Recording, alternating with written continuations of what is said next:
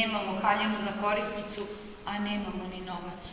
Eto vidite, a vi kažete da su krpe trudne. Nego, Domna Pantelejevna, htio sam nešto da vas pitam. Sad kad sam ulazio kod vas ovde, primetio sam u dvorištu one kokoške, su one vaše? Koje kokoške? Pa, one kohetinske. Pa otkud bi mi mogli imati kohetinske?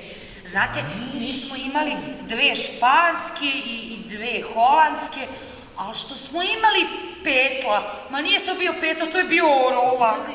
Ali su nam sve pokrali. Nemojte plakati, Domna Pantelejevna, nemojte plakati, ali tako su dobro uhranjene. A vi volite kokoške, Domna Pantelejevna? Ja strašno volim svaku živinu.